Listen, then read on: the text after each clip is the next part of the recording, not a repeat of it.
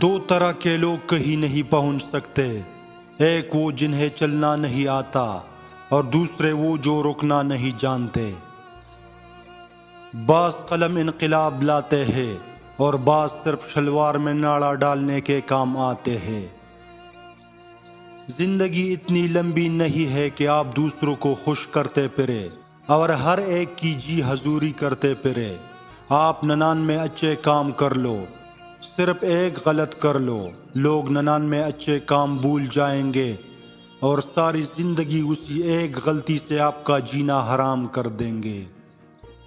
جب مقصد حیات اللہ کریم کو راضی کرنا ہے تو اسے راضی کریے، ناشکرے اور بے قدرے لوگوں پر وقت برباد نہ کرے۔ زندگی میں کبھی کوئی آپ کا کردار اٹھا کر چوک میں بھی لٹکا دے، تب بھی اطمینان رکھیے، عزت اور ذلت صرف اللہ کے ہاتھ میں ہے۔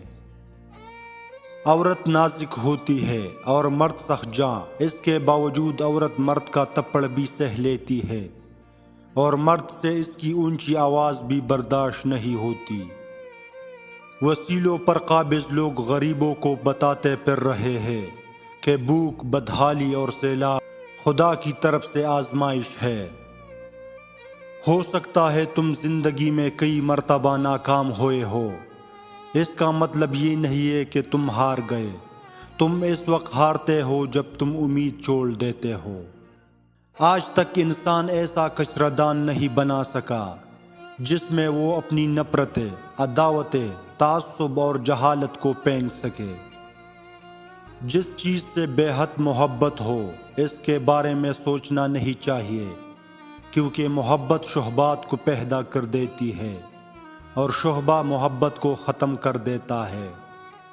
معاشرے میں تبدیلی لانا اس کے نہیں بلکہ میرے ہاتھ میں ہے۔ ہاں، مگر میں جھوٹی امیدوں کے آس پر میں یہ موقع روز ضائع کر دیتا ہوں۔ یہ معاشرہ ایک خوش اخلاق انسان کو تلخ بنانے کی خوبی رکھتا ہے۔ یہ خاص جملہ آپ سے ہمیشہ وہی شخص بولے گا جس کے لیے تم سے زیادہ خاص کچھ نہیں ہوتا۔ جب کوئی شخص کسی غلطی پر بار بار آپ سے سوری کرے اور معافی مانگتا رہے اور ہر دفعہ یہ کہے کہ میری وجہ سے تمہیں دکھ پہنچا ہے، مجھے معاف کر دو، آئندہ ایسا نہیں ہوگا۔ ہرنی شیر سے زیادہ تیز رفتار ہوتی ہے لیکن شکار ہو جاتی ہے، کیونکہ بار بار وہ پیچھے مڑ کر دیکھتی ہے کہ شیر کہاں تک پہنچا۔ ایسا کرنے سے اس کی رفتار کم ہو جاتی ہے۔